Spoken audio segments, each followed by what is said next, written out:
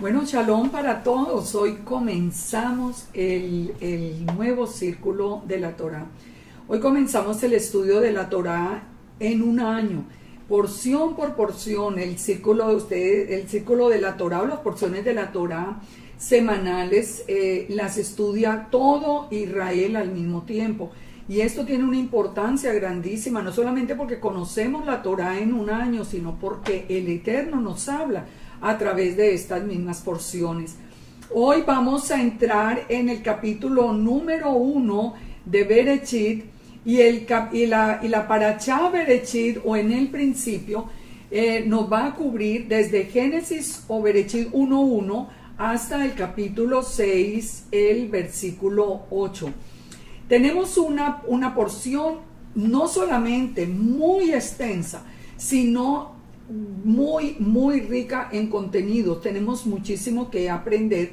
Por eso le he puesto a esta primera porción, la primera parte. Esta va a ser la primera parte del estudio de la Parashá. La voy a dividir en 2 o 3 partes porque, como les digo, tenemos mucho que aprender. Por eso vamos de una vez hacia el texto. Y vamos a aprender algo muy importante para comenzar. Isaías 42:8 nos dice: acordaos de las cosas pasadas desde los tiempos antiguos, porque yo soy Yahweh y no hay otro Elohim, no hay otro Dios, y nada hay semejante a mí, que anuncio lo por venir desde el principio y desde la antigüedad lo que aún no era hecho, que digo, mi consejo permanecerá y haré todo lo que quiero. ¿Qué es todo lo que Él quiere? Nos lo sigue diciendo en los versículos siguientes, cuando Él dice: yo llamo desde el oriente al ave, desde la tierra lejana. Es decir, Él tiene toda autoridad sobre los cielos y la tierra. Dice: haré que se acerque mi justicia, no se alejará, y mi salvación no se detendrá, porque pondré salvación en Sión y mi gloria en Israel. Aquí aprendemos muchas cosas muy importantes. La primera, que el Eterno nos reveló el fin desde el principio. Quiere decir que conociendo Bereshit o Génesis, y en general toda la Torá, nosotros podemos conocer el final, porque todo lo que fue será, y no hay nada nuevo debajo del sol. Lo segundo que nos dice acá muy importante es que Él es Yahweh, que Él es uno y que no hay otro Dios, ni nada semejante a Él. Vamos a establecer eso como un principio para que podamos entender la Torá y para que podamos entender al Mesías en la Torá. Solo existe Yahweh, no más. No existen dos, que el Padre y el Hijo, y son separados. Antes decíamos que habían 3, el Padre, el Hijo y el Espíritu Santo, que eran 3 personas distintas. Eso era la Trinidad. Esa es una enseñanza completamente contraria a la Torá misma. Aquí nos está diciendo el Eterno: yo soy Yahweh, yo soy Yud-Heh-Vav-Heh, y no hay otro Elohim. Él es el único Elohim. ¿Quién es Yeshua? Su palabra enviada, o su imagen visible. ¿Y quién es el Espíritu Santo? El Ruach mismo del Eterno. Pero solo existe Elohim. No hay nadie más, no hay otro, no hay 2, no hay 3. Eso lo establecemos porque así vamos a entender muchísimo más fácil quién, desde este mismo primer capítulo, vamos a empezar a encontrar a Yeshua en la Torá, pero porque entendemos que es el mismo Eterno. Esto lo vamos a ver despacio y en cada una de las porciones de la Torá. Ahora vamos a Génesis 1.1, Bereshit 1.1, en el principio. En el principio creó Yahweh los cielos y la tierra estaba desordenada y vacía, y las tinieblas estaban sobre la faz del abismo, y el Espíritu de Yahweh se movía sobre la faz de las aguas. Leamos esa primera porción en hebreo para que encontremos una enseñanza que es muy hermosa. Bereshit bara Elohim Aleph Tav Hashemayim Be Aleph Tav Haaretz. Aquí mismo nos está dando a nosotros todo un mensaje. Aquí nos está dando todo un secreto que ha sido oculto por la misma gramática hebrea, pero que nosotros hoy nos vamos a atrever a sacarlo a la luz. Miremos esto. Desde el mismo Génesis hasta Apocalipsis, desde Bereshit hasta Hid-Galut, encontramos referencia a 2 letras que tienen un significado especial. Aleph Tav, que son las letras, la Aleph, la primera letra hebrea, y la Tab, que es la última de las letras hebreas. En la traducción del Pacto Renovado nos hace referencia como el alfa y la omega, la primera y la última letra griega. Y en español se ha traducido como el principio y el fin. Pero estamos en las raíces hebreas, nosotros nos vamos a buscar el significado de Aleph Tab. La forma pictográfica de interpretar las letras hebreas, la letra Aleph significa cabeza o pacto. La voy a poner aquí agrandada para que ustedes la vean. La letra Aleph significa cabeza o jefe, mientras que la letra Tab significa pacto, señal o sello.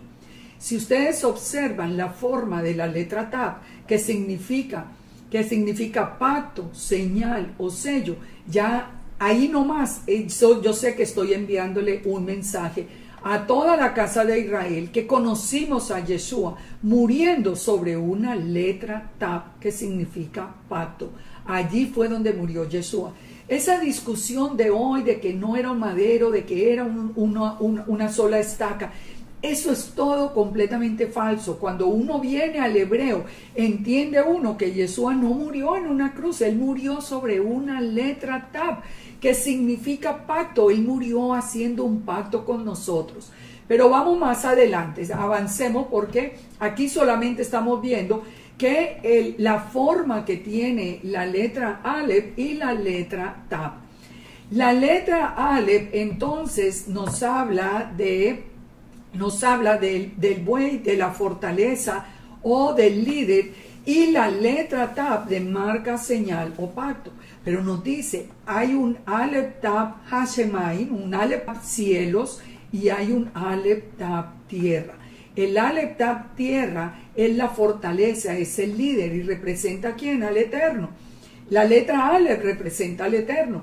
Y la letra Tab, que es un pacto, que es el Aleph Tab tierra, eso en forma de cruz. ¿A ustedes les dice algo todo esto? A mí sí, absolutamente, absolutamente. Fíjense, cuando aparecen estas letras Aleph Tab en hebreo es en la gramática hebrea es una conjunción que da énfasis a un prefijo y significa completo o perfección. Eso lo sabemos desde la gramática hebrea, pero recuerden una cosa, que es que el hebreo moderno es completamente diferente al hebreo antiguo, al paleohebreo y al pictográfico.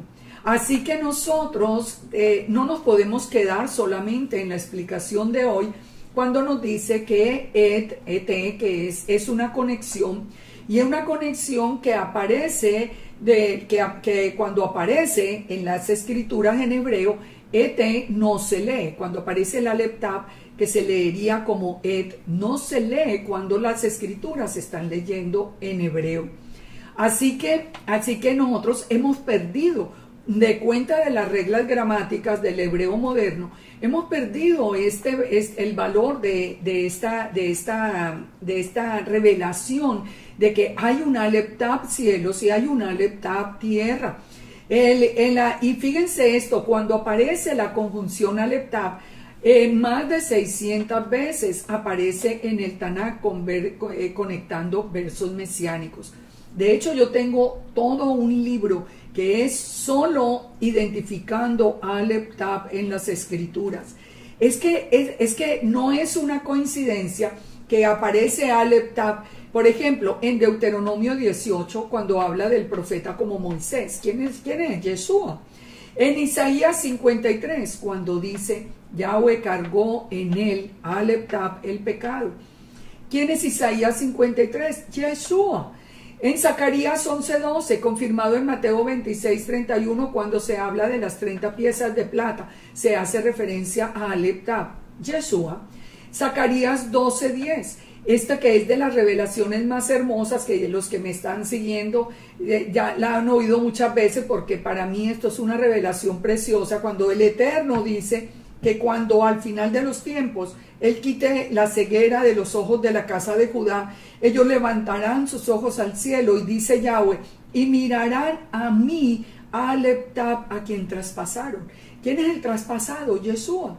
¿Quién es? Pero el Eterno dice, mirarán a mí, Aleph Tab, a quien traspasaron. ¿Qué nos está diciendo? Que son uno, un ejad, no dos, no tres. No dice mirarán a mi hijo al que traspasaron. Él dice mirarán a mí al que traspasaron. Y allí también aparece la conjunción Aleph Tab. ¿Quién es Aleph Tab? En la palabra nos dice que Aleph Tab es Yahweh. Nos dice en Isaías 44:6. Así dice Yahweh, Rey de Israel, y su Redentor, Yahweh de los ejércitos. Yo soy el primero y yo soy el postrero, y fuera de mí no hay Dios. ¿Se dan cuenta? Aquí vuelve y nos repite otra vez el Eterno las mismas palabras, pero nos está diciendo, así dice Yahweh, el Rey de Israel, y su Redentor, Yahweh de los ejércitos. Aquí nos da otra revelación. Es Yahweh el Rey de Israel y el Redentor es Yahweh de los ejércitos, pero es uno, porque dice, yo soy el primero y el postrero, es decir, yo soy el Aleph Tab, y fuera de mí no hay Elohim. ¿Sí ven? No hay dos, no hay tres. Entonces, pero resulta que en Apocalipsis 21:6, Yeshua mismo dice, hecho está, yo soy el Aleph Tab, el principio y el fin.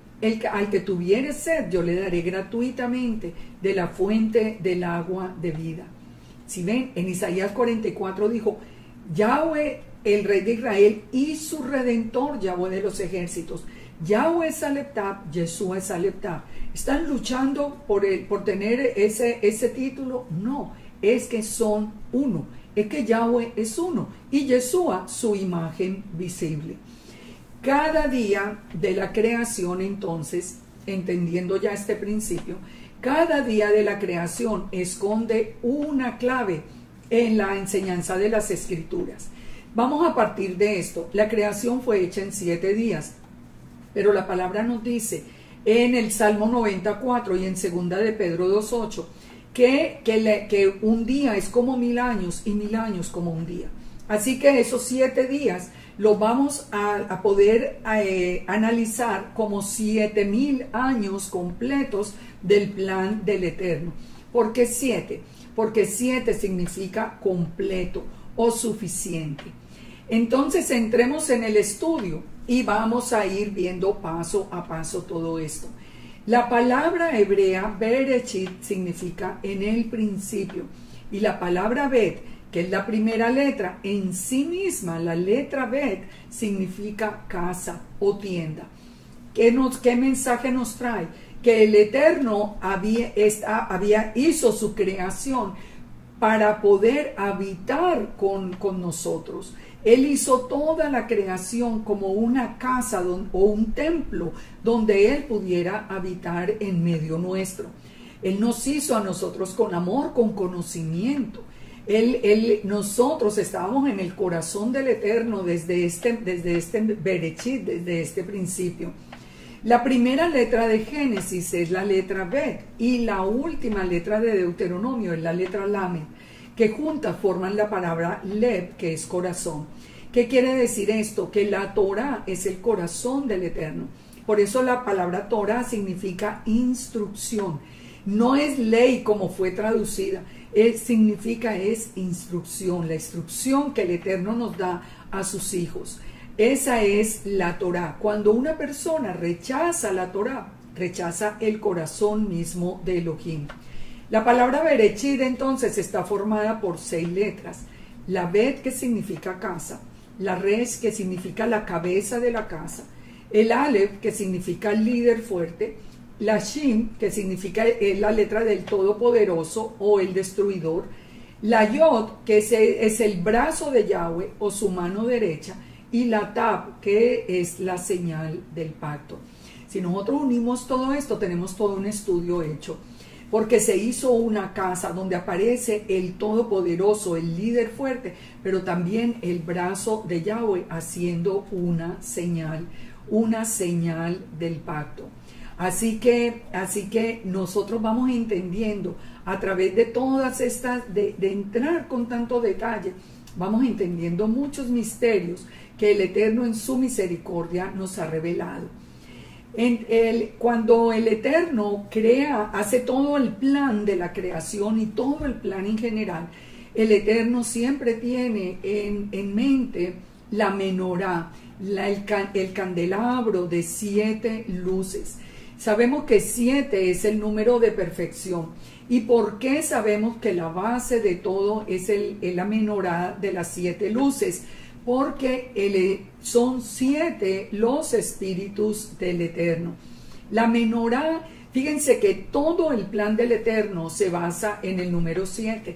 7 días de la semana, 7 fiestas o moadim, 7 mensajes a las congregaciones o a las quejilá o a las iglesias, 7 sellos, 7 trompetas, 7 truenos, 7 copas, 7 proclamaciones de ángeles, 7 reinos malvados. Fíjense, todo esto ¿a dónde nos lleva? A los 7 espíritus de Yahweh. Espíritu de Yahweh, espíritu de temor, de conocimiento, de poder, de consejo, de entendimiento, espíritu de sabiduría. Los 7 espíritus del Eterno. Esos 7 espíritus del Eterno, ¿dónde los encontramos? Sobre Yeshua. Y esto nos confirma lo que hemos venido diciendo desde el principio. Porque Isaías 11 nos dice, saldrá una vara del tronco de Isaí y un vástago retoñará de sus raíces y reposará sobre él el espíritu de Yahweh, espíritu de sabiduría, de inteligencia, de consejo, de poder, espíritu de conocimiento y espíritu de temor de Yahweh. Recuerden como dijo Pablo que en el Mesías descansa toda la deidad. Por eso la plenitud de la deidad está en él, porque en Yeshua estaban los 7 espíritus de Yahweh. Si Yeshua fuera un hombre cualquiera, como dicen hoy todos los que están en el tema de la apostasía, ¿ustedes creen que el Eterno le daría a un hombre cualquiera todo el poder en los cielos y en la tierra y sus 7 espíritus? Imagínense lo que hubiera hecho hasta el mismo, como vimos ahora, como hemos sabido, lo que en la misma rebelión de Hasatán, cómo hubiera sido que un hombre cualquiera pudiera haber tenido todo el poder del Eterno. Mire, esto nos está hablando de quién es Yeshua. Todo está relacionado. Fíjense Apocalipsis 1:4. Juan a las 7 iglesias o congregaciones que están en Asia. Gracia y paz a vosotros, del que es, del que era y del que ha de venir, y de los 7 espíritus que están delante de su trono. Los 7 espíritus de Yahweh, los 7 que reposaban sobre Yeshua. Ahora, aprendamos esto que también nos da algo muy interesante. Nos habla de Aleph Tav Hashemayim. Hashemayim se divide, o sea, los cielos se divide en Shin y Maim. Shin, de que viene, es del Shaddai, y Maim, que representa agua. Hashemayim, por lo tanto, los cielos nos hablan de fuego y agua. Por eso nos dice la palabra en Deuteronomio 4:24 que Yahweh es Elohim. Nuestro Elohim es fuego consumidor, es un Dios celoso. No es una coincidencia que la llama esté tan parecida a la letra Shin del Shaddai, que representa a nuestro eterno Elohim. Desde la creación, desde el primer día de la creación, nosotros vamos a entender todo este plan del Eterno y la naturaleza misma del Eterno y la naturaleza misma de Yeshua. Miremos en Génesis 1 de nuevo. En el principio creó Elohim los cielos y la tierra. Berechit bara Elohim, Aleph ha Shemaim, Be Aleph ha Aretz. El Aleph Tav cielos, el Aleph Tav tierra. Pero ¿qué nos dice en el verso 2? La tierra estaba desordenada y vacía, y las tinieblas estaban sobre la faz del abismo, y el Espíritu de Dios se movía sobre la faz de las aguas. La pregunta aquí es, si el Eterno creó los cielos y la tierra, ¿por qué la tierra estaba desordenada y vacía? Si nosotros tenemos un Elohim perfecto, que crea las cosas perfectas, no la iba a crear desordenada y vacía, no la iba a crear en un caos. La misma palabra nos da una respuesta, y es que nosotros encontramos que entre Génesis 1.1 y Génesis 1.2 hay todo un drama que ocurrió antes de los tiempos y hay una cantidad de tiempo que nosotros no podemos establecer. Muchas veces se dice, no, se encuentran cosas que tienen mucho más de 6.000 años. Por eso la palabra no es verdad. Las escrituras son mentira porque se supone que la creación fue hace 6.000 años y se han encontrado con la lectura del resto del carbono y todo esto, objetos que tienen mucho más de 6.000 años.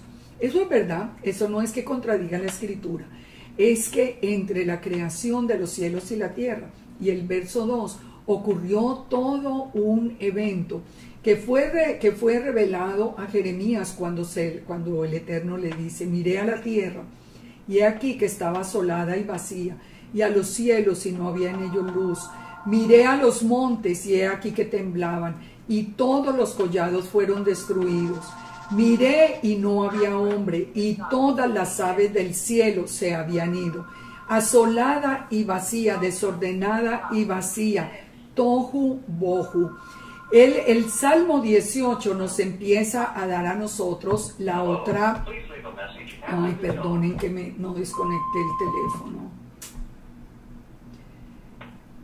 Bueno, sigamos. En el Salmo 18, la tierra fue conmovida y tembló. Leamos acá cómo nos dice la palabra de lo que ocurrió en el Salmo 18. La tierra fue conmovida y tembló. Se conmovieron los cimientos de los montes, se estremecieron porque se indignó él. Humo subió de su nariz, de su boca, fuego consumidor. Carbones fueron por él encendidos, se inclinó los cielos y descendió, y había densas tinieblas debajo de sus pies. Cabalgó sobre un querubín y voló sobre las alas del viento.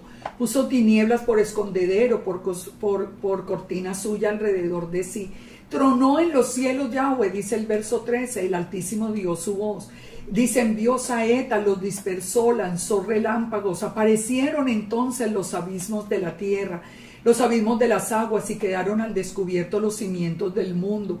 A tu reprensión, oh Yahweh, por el soplo del aliento de tu nariz. O sea, si ustedes leen todo este texto, nosotros entendemos que aquí hubo un juicio del Eterno, pero un juicio que tuvo que haber ocurrido antes de que Adán y Eva fueran creados, antes de esta creación de los 6.000 años. ¿Por qué sabemos que eso ocurrió? Porque los abismos fueron descubiertos, los cimientos del mundo, tal como aparece en el verso 2, la tierra desordenada y vacía. ¿Por qué estaba la tierra desordenada y vacía? Eso lo podemos leer en Isaías 14:3. Estaba desordenada y vacía porque la autoridad sobre esa primera creación se le había dado a ese querubín hermoso que había sido colocado en el Edén. Pero ese querubín, a causa de tanta sabiduría y de tanta hermosura que el Eterno le había dado, quiso ser como el Eterno mismo. Ahí es cuando nosotros entendemos todo el proceso. ¿Por qué ya ese querubín, bajo el nombre del adversario de Hasatán, aparece en el Génesis en oposición al Eterno? Porque ya se había presentado este juicio. Por lo tanto, nosotros podemos concluir que la creación hace 6.000 años fue un acto de redención y de misericordia. Por eso les decía, si encuentran cosas anteriores, las pueden encontrar, porque la primera creación no sabemos cuándo fue, cuando creó Yahweh el cielo y la tierra. Sabemos entonces por la profecía, sabemos que, y si ustedes leen todo el Isaías 14, desde el versículo 3 en adelante, todo el capítulo, ustedes se van a poder dar cuenta de lo que ocurrió, de toda la rebelión que hubo. Ahora, pero nosotros entonces entendemos que esta creación hace 6.000 años fue un acto de redención y un acto de misericordia. El Eterno, a pesar de esa rebelión, a pesar de que destruyó todo, destruyó los hombres, destruyó la creación, destruyó todo lo que había, a pesar de eso, el Eterno vuelve otra vez como un acto de redención a enviar su propia luz como la luz del primer día. Allí es donde nosotros vamos a entender de verdad la misericordia y el amor del Eterno por su creación. Ya vimos donde dice entonces que la tierra estaba desordenada y vacía, que las tinieblas estaban sobre la faz del abismo, pero cómo empieza a volver a poner orden, cómo empieza ese proyecto de redención, lo empieza haciendo que su mismo Santo Espíritu se moviera sobre la faz de las aguas. Es muy interesante cuando nosotros entendemos a través de Job, que solo el Eterno puede caminar sobre las aguas.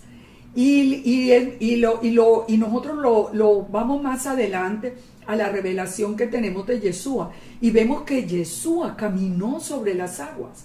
O sea, cuando juntemos estos tres puntos, el Espíritu de Yahweh se mueve sobre la faz sobre las aguas.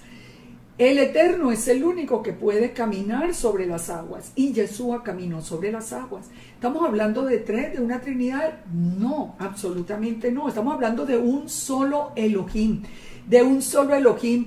cuyo espíritu es el que viene a hacer el acto de redención en la creación, ese perdón, esa nueva creación.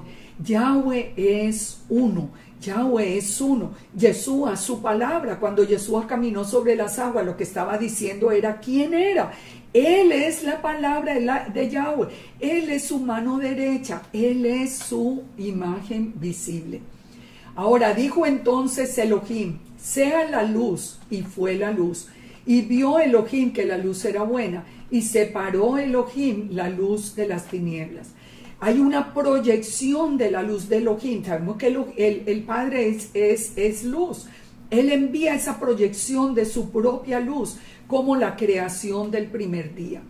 Nosotros esto lo podemos entender cuando nosotros vemos en los originales hebreos la diferencia entre la luz del primer día y la luz del cuarto día, que es la luz del sol y la luz de la luna y de las estrellas. Porque la luz hebrea para el primer día está formada por las letras Aleph, Bab y Resh. Y la luz del cuarto día solamente en los originales está formada por Aleph y Resh, Or, la palabra Or. Pero cuando es la luz del primer día, aparece con la Bab, la conjunción Bab. Esto nos da a nosotros una enseñanza muy importante, porque nos establece una diferencia entre la luz del primer día y la luz que alumbra a todos los hombres. La luz del primer día fue hecha para que la buscara todo aquel que quiere acercarse al Eterno. La luz del cuarto día, la luz del sol, la luna y las estrellas, se hizo para toda la creación.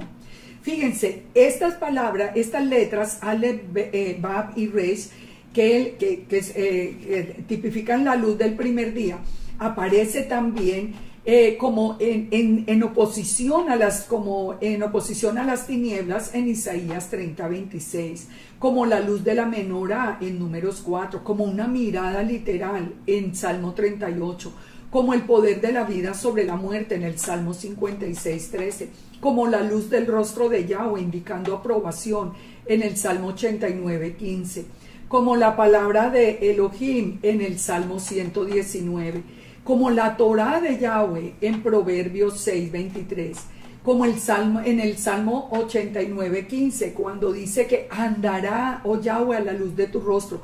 Siempre que la luz hace referencia al Eterno, entonces aparece exactamente escrita en los originales hebreos, de la misma forma como aparece en el Génesis 1. Aparece como la lámpara a los pies, aparece como la enseñanza del Eterno, que es luz y camino de vida, las reprensiones que te instruyen. Entonces esa primera luz está en oposición a la oscuridad, no va a separar la luz de las tinieblas. O sea, pero nos está hablando en un sentido espiritual. La luz del primer día, entonces, ¿quién es? Es el Mesías. Eso nos lo dice la misma palabra. La Shekinah es la luz de Yahweh. Es la imagen visible de Elohim. La luz imperfecta viene para toda la humanidad. ¿Hasta cuándo? Hasta que Yeshua viene a morar en el tabernáculo de nuestro cuerpo. ¿Cuándo lo podemos leer? Cuando nos dice, levántate y resplandece, porque ha venido tu luz y la gloria de Yahweh ha nacido sobre ti. O también cuando en la Nueva Jerusalén, esa luz del primer día, que es Yeshua, nos dice en la Nueva Jerusalén, reemplaza definitivamente al sol y a la luna. ¿Se dan cuenta? Esa luz del primer día debe ser buscada a través de la palabra de Elohim. Esa luz del primer día que es Yeshua. Esa luz en la Nueva Jerusalén reemplaza, ya en la Nueva Jerusalén no hay sol y luna, porque ya solamente los redimidos de Yahweh entraremos allí a la Nueva Jerusalén. Esa luz es perfecta y está escondida para que solo los justos la encuentren y se nutran de ella. Esa luz está escondida en la Torá. En la Torá misma es donde está escondida. El mandamiento es lámpara y la enseñanza es luz y camino de vida las reprensiones que te instruyen. Esa luz brilla para nosotros cuando la Torá está presente en nuestra vida. Yeshua es la Torá viviente. Así que nosotros sabemos que Yeshua es la palabra del Eterno hecha hombre, la Torá viviente, la luz del primer día, esa proyección de la luz del Eterno. Separó las tinieblas de la luz. Es el mismo proceso que hace con nosotros. Fíjense que todo el proceso del Eterno es el mismo. El ser santo significa ser apartado. ¿Y a qué vino desde el principio que hizo el Eterno? Separar lo santo de lo profano, lo santo de lo pagano. La luz de las tinieblas. A la luz las llamó buenas. El Eterno viene a a establecer que hay una diferencia entre lo que es tamei o impuro y lo que es tahor o puro. Esa separación es importantísima. Cuando nosotros tuvimos ese encuentro con Yeshua, que es la luz del mundo, de acuerdo a sus propias palabras, ¿qué pasó en nuestra vida? Nosotros dejamos atrás las tinieblas. Las tinieblas empiezan a disiparse y empezamos a caminar en la luz de la palabra. En el Salmo 4:6 dice, alza sobre nosotros, oh Yahweh, la luz de tu rostro. O sea, dirígenos. Es una luz espiritual, es una luz diferente. Yahweh es mi luz y mi salvación. ¿De quién temeré? Yahweh es la fortaleza de mi vida. ¿De quién habré de atemorizarme? En el Salmo 36:9 dice, porque contigo está el manantial de vida, en tu luz veremos luz. En Isaías 9:2 dice, el pueblo que andaba en tinieblas vio gran luz. ¿Cuál era ese pueblo que andaba en tinieblas? ¿Cuál fue esa gran luz? Yeshua. Yeshua cuando vino, es la profecía donde el pueblo, todas esas ovejas perdidas de Israel, iban a tener ese encuentro con la gran luz, con la luz que les resplandeció. En Isaías 49:6, cuando habla del siervo del siervo que es Yeshua, dice que para mí poco es para mí que tú seas mi siervo, para levantar las tribus de Jacob y para que restaures el remanente de Israel, y también te di por luz a las naciones. ¿A qué vino Yeshua? A recoger todas las ovejas perdidas de la casa de Israel, a restaurar a Israel. En Isaías 51 dice, estad atentos, pueblo mío, oídme, nación mía, porque de mí saldrá la Torá y mi justicia para luz a los pueblos. Entonces, ¿quién es la luz del primer día? El mismo Juan nos da la respuesta. Juan 1:1 dice, en el principio era el verbo era con Yahweh y el verbo era Yahweh. Así de claro, no necesitamos interpretar más. El verbo era Yahweh, no hay sino un solo Elohim. Y nos dice, en el principio era la palabra estaba con Yahweh y la palabra era Yahweh. La palabra es Yahweh. Este estaba en el principio con Dios. Todas las cosas por Él fueron hechas. Todas las cosas fueron hechas por Yeshua, que es la palabra creadora. Y sin Él, nada de lo que ha sido hecho fue hecho. En Él estaba la vida, y la vida era la luz de los hombres. La luz en las tinieblas resplandece, y las tinieblas no prevalecieron contra ella. Fíjese, en Él, en el verbo estaba la vida. La vida era la luz de los hombres. Entonces nos sigue diciendo aquella luz, en el 1:9, nos dice, aquella luz verdadera que alumbra a todo hombre venía a este mundo. ¿Por qué habla de aquella? Porque era la luz del primer día, la que ahora venía a este mundo. ¿Quién es entonces la luz del primer día? Yeshua, no hay ninguna duda. Yeshua no puede ser un hombre. No puede ser, Yeshua es eterno. Si usted ya ha creído esa historia de que Yeshua es hijo de José y de Miriam, usted simplemente se apartó de la palabra de la Torá, usted se apartó de la palabra de Yahweh y usted entró en la apostasía anunciada. Usted entró en todos los terrenos del anti-Mesías, del anti-Yeshua. Dice que la luz verdadera vino a este mundo. En el mundo estaba. El mundo por Él fue hecho, pero el mundo no le conoció. Aquí nos está confirmando que esa luz del primer día es la misma palabra creadora.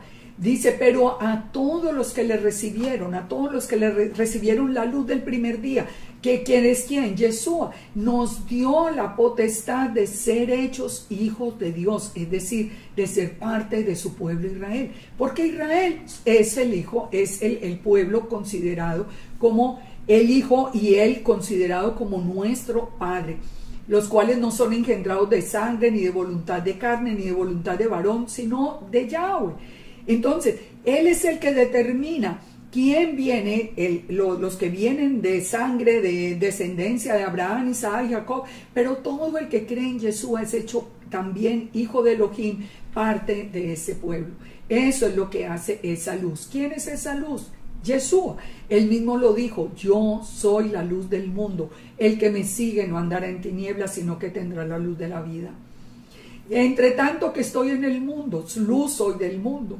Dice, el que anda de noche tropieza porque no hay luz en él. Sin Yeshua tropezamos porque la luz solamente, Yeshua es la luz del primer día.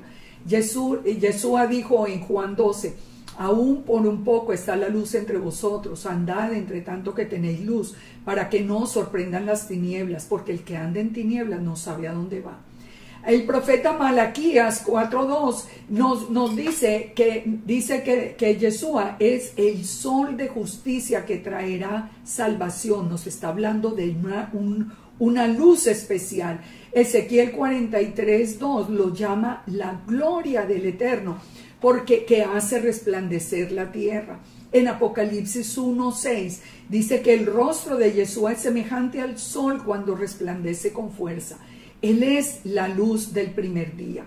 Y en la Nueva Jerusalén nos dice Apocalipsis 21 que la ciudad no tiene necesidad de sol ni de luna que brillen en ella, porque la gloria de Elohim la ilumina y el Cordero es su lumbrera, su luz. Otra vez la luz del primer día. Esa luz en el futuro. Dice que el sol nunca más le servirá de luz para el día, ni el resplandor de la luna te alumbrará, sino que Yahweh te será por luz perpetua y el Dios tuyo por tu gloria. No se pondrá jamás tu sol, no menguará tu luna, porque Yahweh te será por luz perpetua y los días de luto serán acabados. Entonces, si nosotros hablamos, fíjense esto tan interesante, nosotros dijimos ahora, bueno, la luz del primer día es Yeshua, sin duda, probado por toda la Escritura. Ahora, si hablamos de la menorá y hablamos de las 7 fiestas, ¿a qué fiesta corresponde la primera luz de la menorá? Correspondería a Pesach. ¿Y cómo relacionamos la luz del primer día con Pesach? Pues porque Yeshua es el Cordero de Pesach. No es una coincidencia que la primera creación sea esa luz, la proyección de la luz del Eterno, y que la primera fiesta sea Pesaj, porque Yeshua es la que lo representa. Apocalipsis 13:8 dice: lo adoraron los moradores de la tierra, cuyos nombres no estaban escritos en el libro de la vida del Cordero que fue inmolado desde el principio del mundo. Nosotros sabemos que desde la creación Yeshua fue inmolado. ¿Cuándo fue inmolado? Eso lo vamos a ver cuando veamos el pecado de Adán y Eva. Ahora, el primer espíritu, ¿cuál es? El espíritu de Yahweh, el Ruach Elohim. Recuerden que son 7 espíritus, y el primero de los 7 espíritus es el espíritu de Yahweh, el Ruach Elohim. Así que nosotros vamos viendo todo en orden cuando nosotros ponemos el plan del Eterno sobre la base de la menorá. Y llamó Elohim a la luz día y a las tinieblas noche, y fue la tarde y la mañana un día.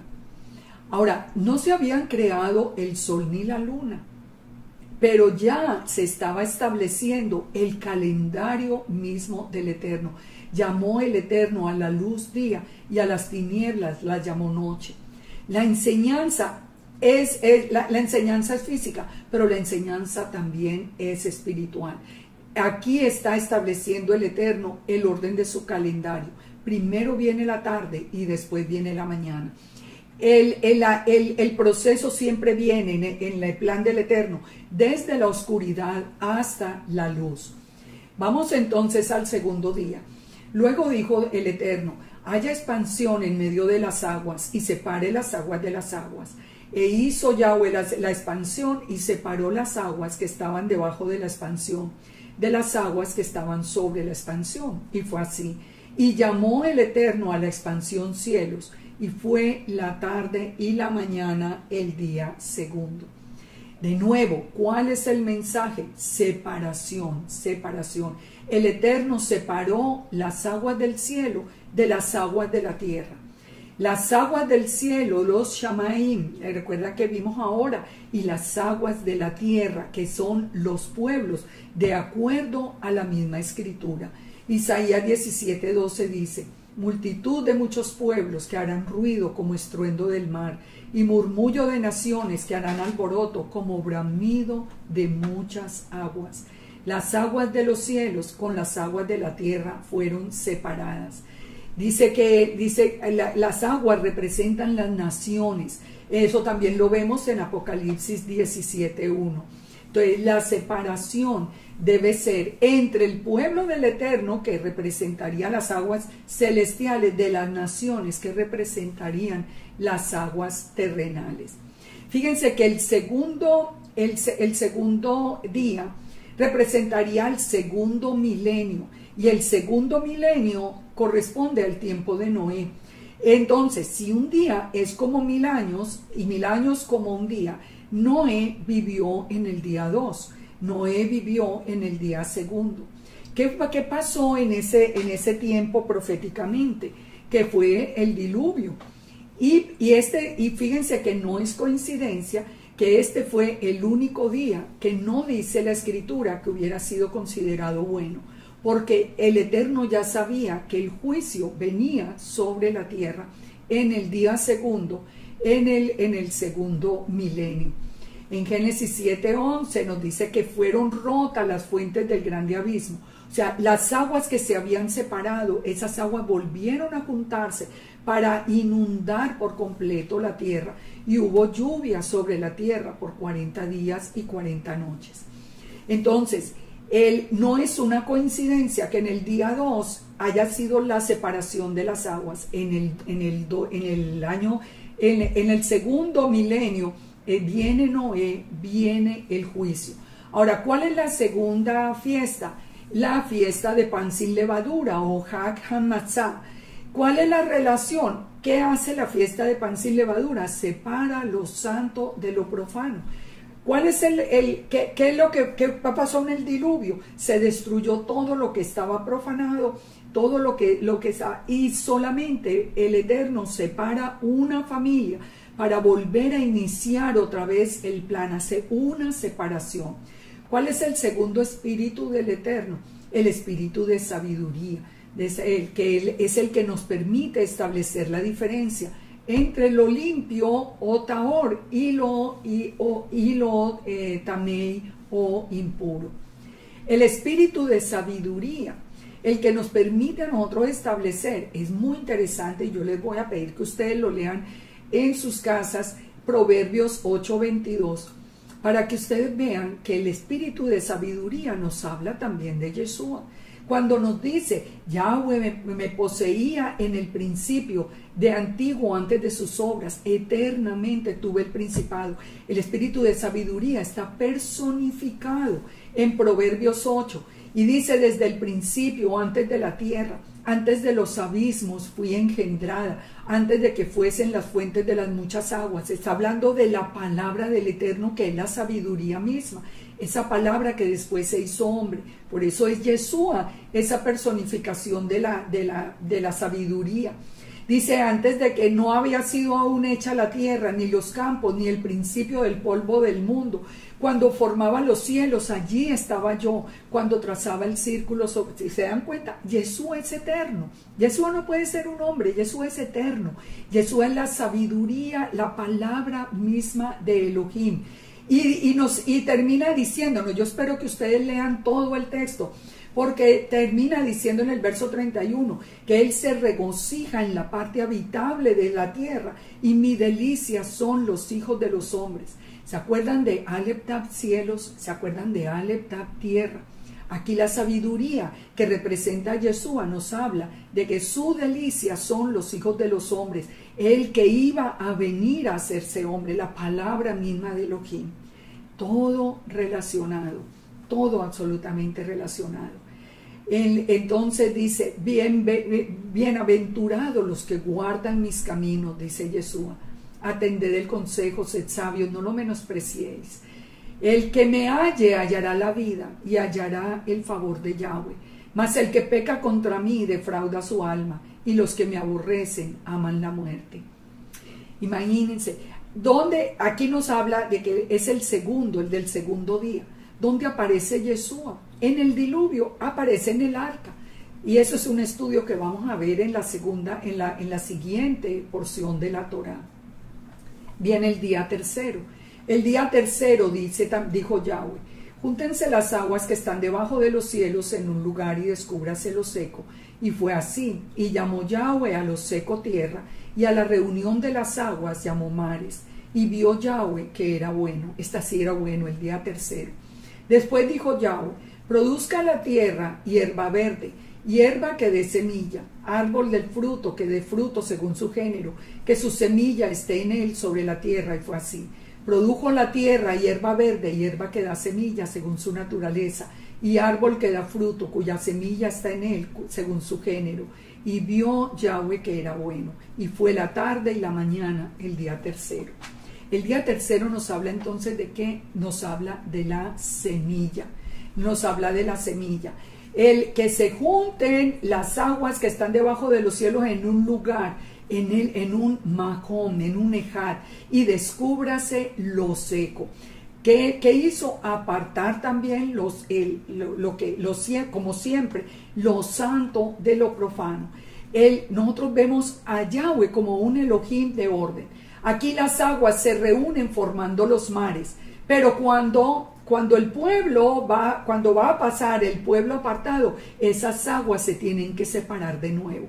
El Eterno une las aguas en los mares, pero los mares solamente serán abiertos para que pase el pueblo de Elohim. ¿Saben por qué? Porque nuestro Elohim tiene todo el poder sobre la naturaleza que Él creó. Y esos mares son los que se abrieron. Esto lo podemos ver acá y lo vamos a aprender en la medida en que sigamos el círculo de la Torá. En Apocalipsis 15:2 nos muestra como un mar de cristal mezclado con fuego y que habían salido victoriosos sobre la bestia, que cantaban que el cántico de Moisés y el cántico del Cordero. Aquí vemos todo reunido. ¿Por qué se relaciona con el tercer día? Porque la semilla, ¿quién nació en el tercer milenio? Abraham. ¿Y qué nos dice la palabra?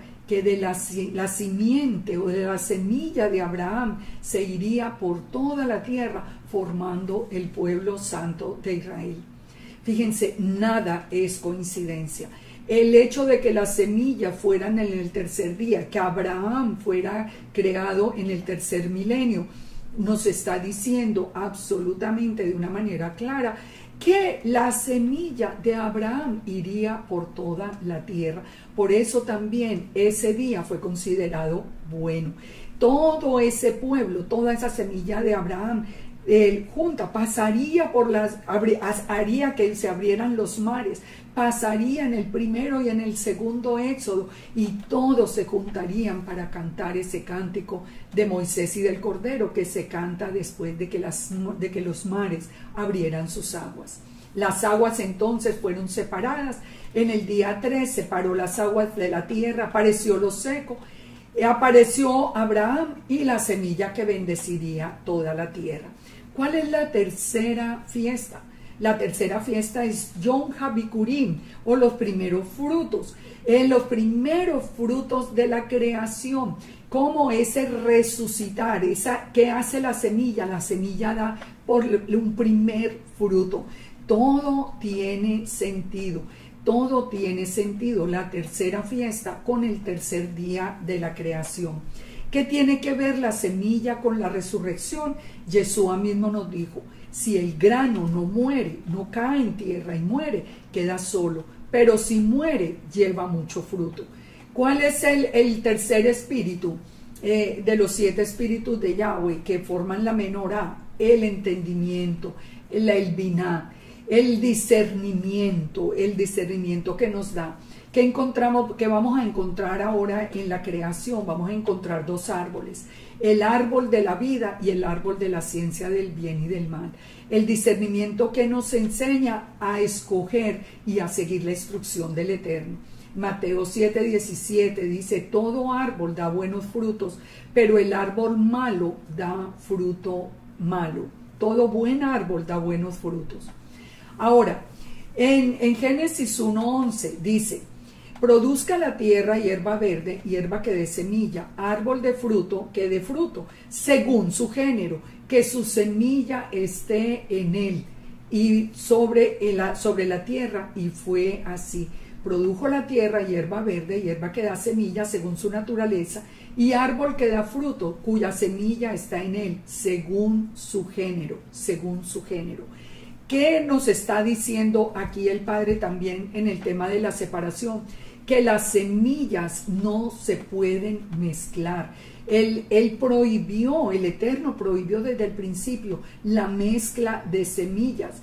Por eso más adelante aparece cualquier mezcla, aparece desaprobada por el Eterno. Aquí vamos aprendiendo profundamente el corazón de Yahweh. Y la tercera fiesta ya vimos, Yom HaBikurim. El día 4, las lumbreras. Berechit 1:14. Dijo luego Elohim, haya lumbreras en la expansión de los cielos para separar el día de la noche. Sirvan de señales para las estaciones, para días y años. Sean por lumbreras en la expansión de los cielos para alumbrar sobre la tierra. Y fue así. E hizo Elohim las 2 grandes lumbreras. La lumbrera mayor para que señorease en el día el sol, y la lumbrera menor para que se enseñorease en la noche la luna. Y puso Elohim en la expansión de los cielos para alumbrar sobre la tierra, y para señorear en el día y en la noche, y para separar la luz de las tinieblas. Y vio Elohim que era bueno, y fue la tarde y la mañana el día 4. Ahora entonces ya pone una luz diferente, ya lo analizamos. Ahora es una luz que viene para toda la creación, pero que nos va a dar, a servir como señal para las estaciones, para los días y para los años, para las fiestas. Aquí el Eterno empieza a poner las señales en los cielos para que nosotros aprendamos. Ya empezó el calendario con que los días comenzaban en el atardecer. Ahora Él nos va a dar las señales en los cielos para que nosotros podamos saber cuándo es el llamado de Elohim a celebrar sus fiestas. Esa luz imperfecta entonces iría para toda la humanidad, para toda la humanidad. El día cuarto, entonces, fíjense en esto que es muy interesante. La luna fue creada en el día cuarto. Quiere decir que la luna fue creada el día, digamos que miércoles al atardecer fue la primera vez que apareció la luna. Así que al anochecer del miércoles, que sería el día cuarto, miércoles en el nombre que le damos hoy al día cuarto, debió brillar por primera vez la luna en el firmamento. Ahora, ¿cuántos días después es el Shabbat? Estamos en el día cuarto y en el día séptimo fue Shabbat. ¿Qué quiere decir? Aquí les voy a dar una clave. Ustedes han escuchado hablar del Shabbat lunar. Pues aquí se acaba la enseñanza del Shabbat lunar. Porque el Shabbat lunar dice que el Shabbat viene a partir de la luna nueva. Aquí la luna nueva fue en el día cuarto y 3 días después fue Shabbat. Quiere decir que ese no era el plan del Eterno. El plan del Eterno, el Shabbat, vino después de 6 días de trabajo, no después de la luna nueva. Así que el Shabbat lunar es una absoluta mentira. En Bereshit dijo entonces que servirían de señal. La palabra señal es la palabra od, que es una señal sobrenatural, o sea, una marca puesta por el Eterno. Y las lumbreras fueron puestas por el Eterno. Es una señal para que las fiestas sean cumplidas en su tiempo.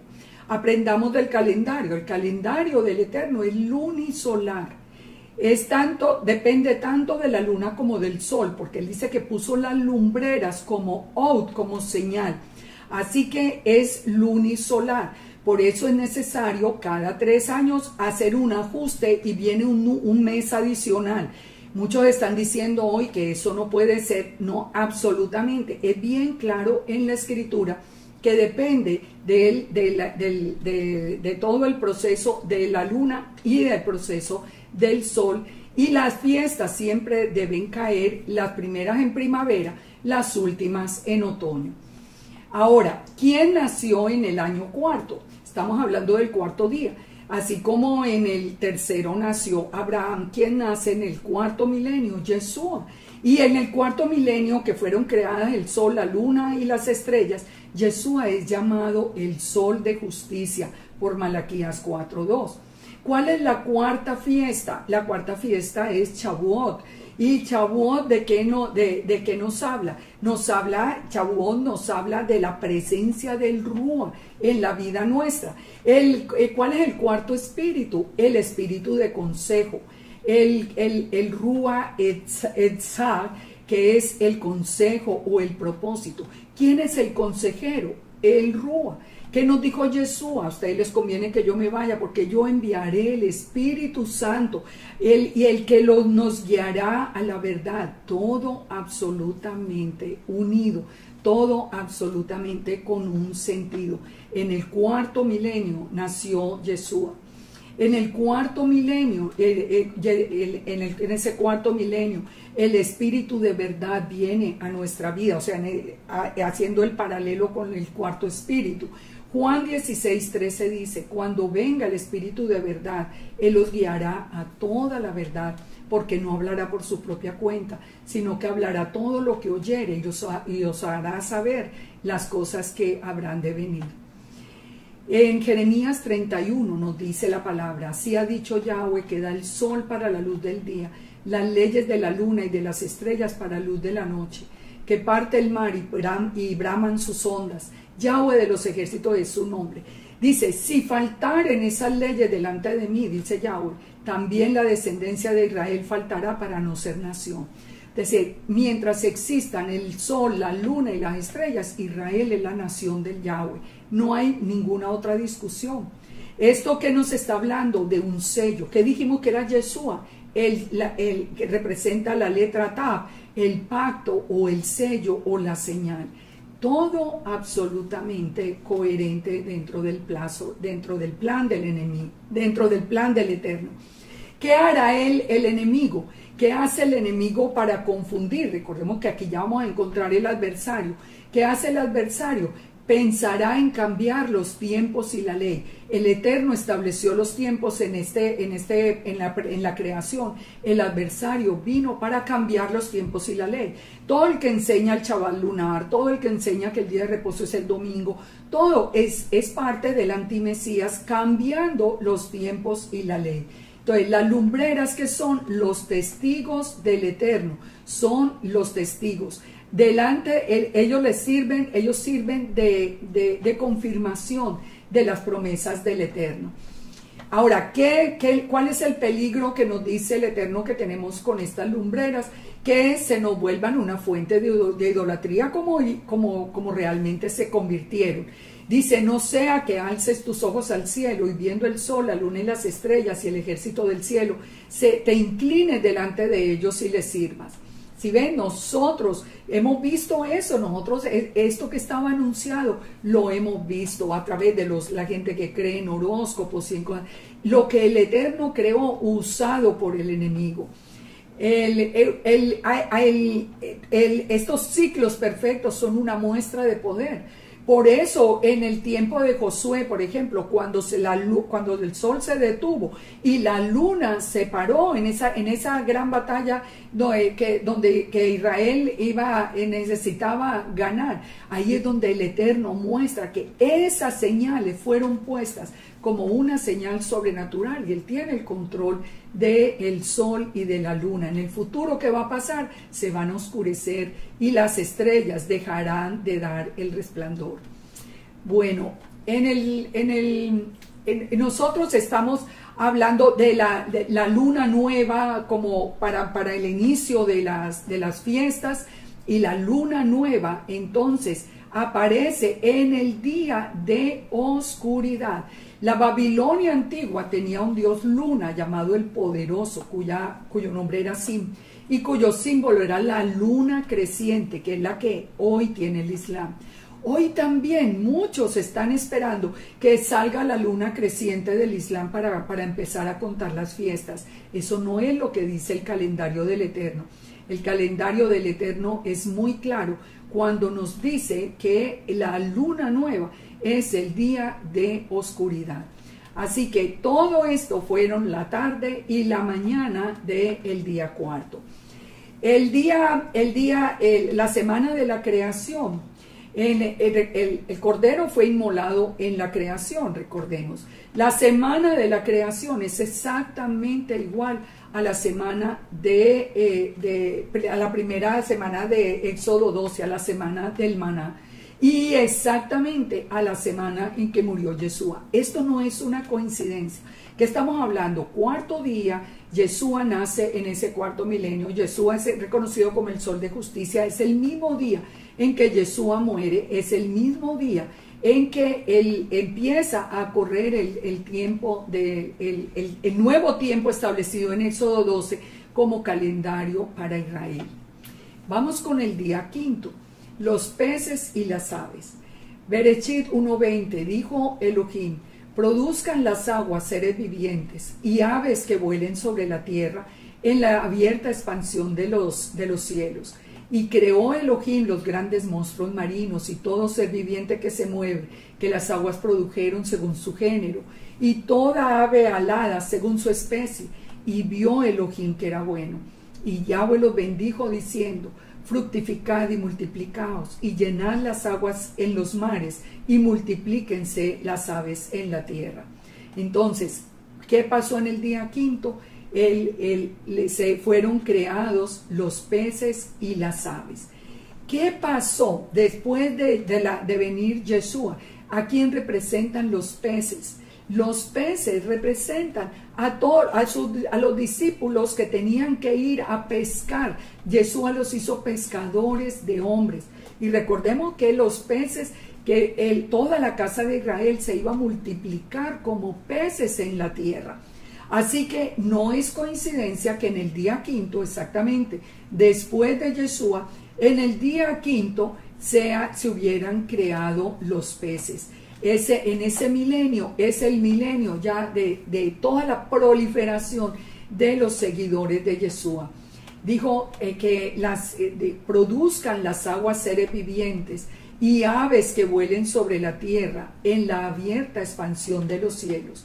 Recordemos que aguas también significan pueblos y los peces tenían que multiplicarse. La produzcan las aguas seres vivientes. Efraín se multiplicaría como peces en la tierra. ¿Les hace sentido lo que está diciendo? La multitud de pueblos va a formar todos esos peces que serían la representación de toda el Israel que ha sido recogido a través de Yeshua. En Jeremías 16 se anunció que primero serían enviados los pescadores para reunificar a Israel y después vendrían los cazadores. El quinto y el sexto milenios es la época de los pescadores y ya al final, en la tribulación, vendrán los pescadores. Entonces, en el día cuarto en que vino Yeshua, dijo, vine a buscar las ovejas perdidas. En el día quinto, todo Efraín, la casa de Israel, es pescada dentro de las naciones. Han pasado 2 milenios que han pasado de toda esta búsqueda, el milenio, el 5 y el 6. El mar fue lo único que nunca fue puesto bajo maldición. Y los peces que representan al pueblo de Israel fueron protegidos desde el principio. Así que ahí vamos viendo también la relación. ¿Por qué no hubo una maldición sobre el mar? Los peces y las aves hablan de migración y la semilla de Abraham debía ir por toda la tierra. Así que vamos viendo, en el futuro no hay mar, ya no es necesario. Ya todo el remanente fue recogido, ya esas aguas ya no tienen que seguir produciendo más peces en el futuro. El día quinto entonces es el día de los peces después de Yeshua. La quinta fiesta, ¿cuál es? Yom Teruah, la recolección de los peces. ¿Cuál es el quinto espíritu? El espíritu de poder, el espíritu de Geburah. El hombre, dice el Geber, que es un hombre poderoso de valor o de guerra. Yeshua es el Gibor, de acuerdo a Isaías 9:6. Viene el día sexto. En el día sexto, el hombre, vamos a leer Levítico 19:23. Cuando entréis en la tierra y plantéis toda clase de árboles frutales, consideraréis como incircunciso lo primero de su fruto. 3 años os será incircunciso, su fruto no se comerá. Y el 4.º año todo el fruto será consagrado en alabanzas al Eterno. Mas al 5.º año comeréis el fruto de él, para que os haga crecer su fruto. Yo, Yahweh, vuestro Elohim. ¿Por qué estamos leyendo? Vamos a ver aquí en el día sexto. Luego dijo Elohim, produzca la tierra seres vivientes según su género, bestias y serpientes y animales de la tierra según su especie. Y fue así. E hizo Elohim animales de la tierra según su género, y ganado según su género, y todo animal que se arrastra sobre la tierra según su especie. Y vio Elohim que era bueno. Entonces dijo Elohim, hagamos al hombre a nuestra imagen, conforme a nuestra semejanza, y señoree en los peces del mar, en las aves de los cielos, en las bestias, en la tierra, y en todo animal que se arrastra sobre la tierra. Y creó Elohim al hombre a su imagen, a imagen de Dios le creó, varón y hembra le creó. Y los bendijo y les dijo, fructificad y multiplicaos, llenad la tierra, sojuzgadla, y señoread en los peces del mar, en las aves en los cielos, y en toda bestia que se mueve en la tierra. Esa creación, ¿cómo empieza entonces? Hagamos al hombre a nuestra imagen y semejanza. Y dijo el Eterno, he aquí que os he dado toda planta que da semilla, que está sobre la tierra, y todo árbol en que hay fruto y que da semilla, os serán para comer. Y a toda bestia de la tierra, y a todas las aves del cielo, y a todo lo que se arrastra en la tierra, toda planta verde les será para comer. Y fue así. Y vio Elohim todo lo que había hecho, y he aquí que era bueno en gran manera. Y fue la tarde y la mañana el día sexto. ¿Qué pasa con ese día sexto? La tierra, dijo, produzca seres vivientes según su género. Las otras las producían las aguas, ahora la produce la tierra. Seres vivientes según su género, según su especie. e hizo los animales, y vio Elohim que eso era bueno. Las bestias que eran seres vivientes, ganados, todo lo que se arrastra, había sido creado en este día. Entonces dice Elohim, hagamos al hombre a nuestra imagen y semejanza. Vamos al sexto día. Ese plural hagamos es importante para entender la naturaleza de Elohim. Elohim es un Ejad, eso lo aprendimos con el Shema. Shema Israel, Adonai Eloheinu, Adonai Ejad. Yahweh, nuestro Elohim, uno es, pero Él es un Ejad, no un Yahid. Él no es un Eloah, Él es un Elohim. Elohim es una palabra plural. Él no es un Eloah, Él es un Elohim, Él es plural. Él no es un Yahid, que es una unidad, es uno, pero una unidad simple, indivisible. Él es un Ejad, que es una unidad compuesta, una unidad que puede manifestarse de diferentes maneras. Y la unidad del Eterno hace que Él se manifieste a través de su imagen visible, como cuando la envía bajo el nombre de Yeshua, o que envía su Rúa, o bien sea para separar o para instruir. Entonces, aquí ese plural, hagamos, lo está utilizando Elohim, que es una palabra plural, así que no es que el Eterno está hablando con los ángeles. Eso lo dicen los que siguen a Rambam, porque Rambam cambió la naturaleza de Elohim por Yahid, pero nadie puede cambiar la naturaleza de Elohim. Así que nosotros creemos que cuando él dice hagamos, es porque él está haciendo referencia a su naturaleza Ejad. No es una coincidencia esto que les muestro acá en este momento. No es una coincidencia que si ponemos las letras hebreas, Yud, Hei, Bab, Hei, de arriba a abajo, lo que nosotros empezamos a ver sea la forma de un hombre, una representación de un hombre. Hagámoslo a imagen y semejanza. Él nos hizo así, Yud, Hei, los brazos, Bab como el tronco y Hei como las piernas. Adán fue creado del polvo de la tierra y fue creado hombre y mujer. El hombre fue creado para ser imagen de Elohim, pero no una imagen física, porque Elohim Yahweh es espíritu, no es una imagen física, es la imagen que representa su nombre. El hombre fue llamado a portar la imagen del Eterno, y por eso es que fue hecho nuestro cuerpo de esa manera. Entonces, fíjese, de acuerdo a Génesis 2:4, las plantas y las semillas solo florecieron después de que Yahweh le dio vida al hombre. El hombre y las plantas fueron creadas primero. Adán fue creado hombre y mujer, pero una vez que se le dio el aliento de vida, fue separado finalmente para poder tener una ayuda idónea.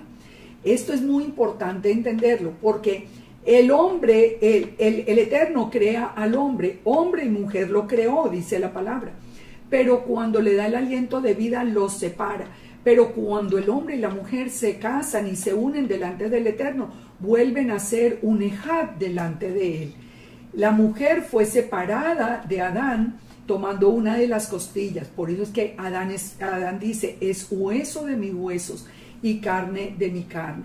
Pero el Eterno les dice que cuando dejen al padre y a la madre para unirse, volverán a ser un Ejad delante de él. Fíjese, no es una coincidencia que Adán dormía y fue herido en el pecho para retirar la costilla, y fueron después uno. Yeshua también fue herido en su costado y duerme como la muerte física, pero se levanta para ser uno después con la novia restaurada. Todos estos principios nosotros los podemos entender a través de este capítulo de Génesis. Uno quisiera meterse, pero no podíamos durar horas y horas estudiando cada uno de estos versículos. La creación del hombre entonces es en dos etapas, antes y después de recibir el aliento de vida.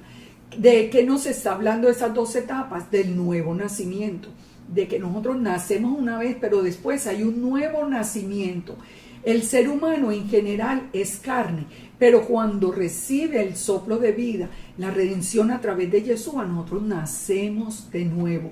Así que fíjense que el propósito de todo, ¿quién es el que puede entrar en el reino de Elohim? El que nace de nuevo, el nuevo nacimiento. Nosotros somos... No, el hombre cayó, el hombre a través de Yeshua en el proceso de redención vuelve a nacer de nuevo. Es una nueva creación, ahora sí hecha a imagen y semejanza de Yahweh. El hombre fue creado entonces en el día sexto. La humanidad en el día sexto ha sido más numerosa que siempre y más centrada en el hombre mismo que en toda su historia. Es el milenio del humanismo, es el milenio del ateísmo, es el milenio donde el hombre se ha centrado en sí mismo. ¿Qué significa Adán? Adán significa humanidad. ¿Cuál es la sexta fiesta? Yom Kippur, que es ordenado el hombre presentarse delante del Eterno. ¿Cuál es el sexto espíritu? El Ruach Da'at, el Ruach de conocimiento. Esta también ha sido ese sexto milenio, ha sido el milenio del conocimiento, tanto del conocimiento humano como del conocimiento de las escrituras. Lo que nosotros estamos aprendiendo hoy jamás en la vida lo habíamos visto. El conocimiento no es interesante, dice que el verbo conocer se utilice para hablar de una relación íntima de pareja. Recuerden que en la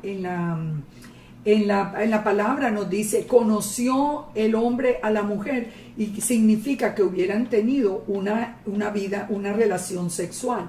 Conocer es la palabra yadai, conocimiento viene da'at, hay una íntima relación entre las dos palabras.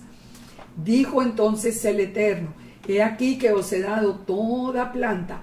Fue la tarde y la mañana del día sexto, o sea, el del día sexto fueron creados entonces el hombre y los animales, tanto los hombres y los animales fueron creados herbívoros inicialmente. Así vamos a dejar hasta acá, hasta el sexto día. Vamos a dejar hasta el sexto día para que comencemos la segunda parte con el séptimo día, el día de descanso y todo lo que sigue en el capítulo 2 hasta el capítulo 6. Fíjense cuánta información en solo este primer capítulo. Espero que ustedes tomen un respiro, un descanso y a lo largo de la semana terminemos de estudiar esta parashá de Génesis. Hasta pronto, entonces vendremos con la segunda parte de Bereshit y desde ahora que tengan